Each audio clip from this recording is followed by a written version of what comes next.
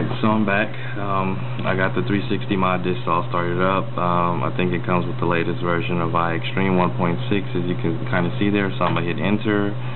I'm going to hit enter again.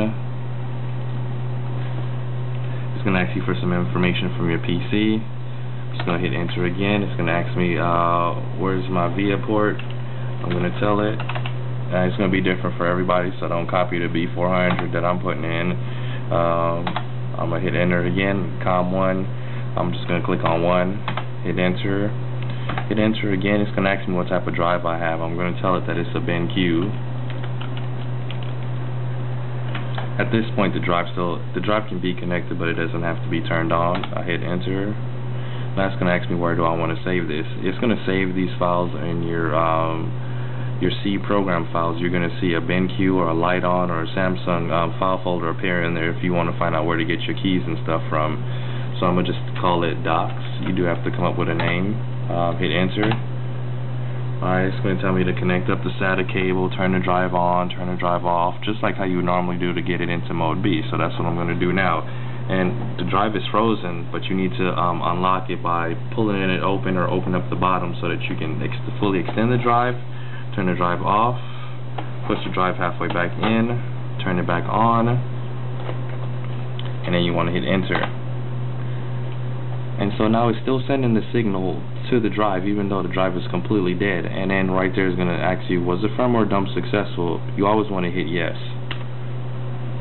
Alright, now it's going to give you some more information here. Leave the drive connected, don't hit anything, just hit enter on the keyboard.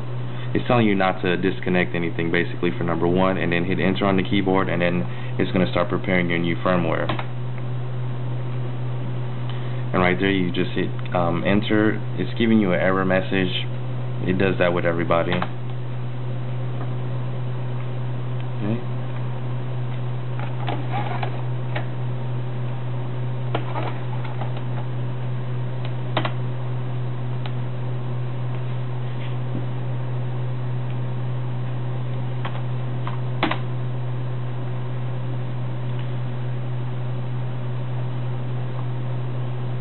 Now what it just did, I got the status OX73, it erased it, it finished erasing. I'm going to hit enter again. I'm going to hit enter again. Now it's going to write to the banks all over again, and what it's doing right now is just writing the, it's writing your 1.6 firmware on there. Even though it doesn't know what keys to put on there, it's still going to write that 1.6 firmware. And what that'll allow you to do is go back into Jungle Flasher and now pretend that it's an upgrade, grab your original firmware and then spoof it in there and then flash it with that. And this is just kind of like the alternative if you don't have iPrep or can't use it or your computer won't boot into USB mode. So at this time I'm going to go ahead and turn the drive off, close it up. And what you can see here, now I have control of the drive again. In the other video you saw I didn't have any control of the drive because the drive was completely broken. So now I'm just going to take out my 360 mod disk.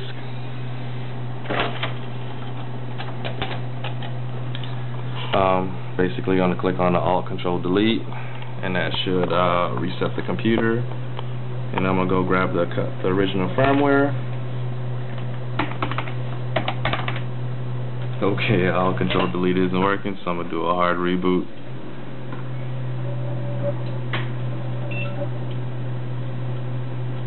I'm going to pause the video here and come back on once I get the computer going again, so you don't have to sit through this long start